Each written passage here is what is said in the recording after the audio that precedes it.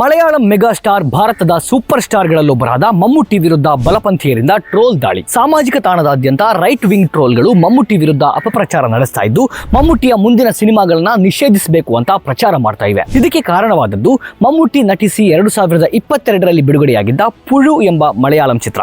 ಇತ್ತೀಚೆಗೆ ಸಂದರ್ಶನವೊಂದರಲ್ಲಿ ಮಾತನಾಡಿದ್ದ ಪುಳು ಚಿತ್ರದ ನಿರ್ದೇಶಕಿ ರತೀನಾ ಅವರ ಪತಿ ಪುಳು ಬ್ರಾಹ್ಮಣ ವಿರೋಧಿ ಚಿತ್ರವಾಗಿತ್ತು ಅಂತ ಹೇಳಿದ್ರು.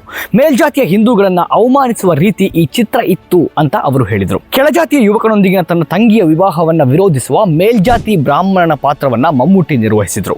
ಇದೀಗ ನಿರ್ದೇಶಕಿಯ ಪತಿಯ ಹೇಳಿಕೆಯ ನಂತರ ಬಲಪಂಥೀಯರು ಮಮ್ಮುಟ್ಟಿಯವರನ್ನ ಮುಹಮ್ಮದ್ ಕುಟ್ಟಿ ಎಂಬ ಮೂಲ ಹೆಸರಿನ ಮೂಲಕ ಗುರಿ ಮಾಡ್ತಾ ಇದ್ದಾರೆ.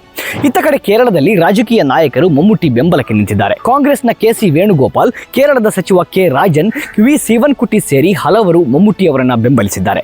ಮಮ್ಮುಟ್ಟಿ ನಮ್ಮ ಹೆಮ್ಮೆಯಾಗಿದ್ದು, ಸಂಘ ಪರಿವಾರದ ನರೇಟಿವ್ ಈ ಕೇರಳದಲ್ಲಿ ನಡೆಯೋದಿಲ್ಲ ಅಂತ ಹೇಳಿದ್ದಾರೆ.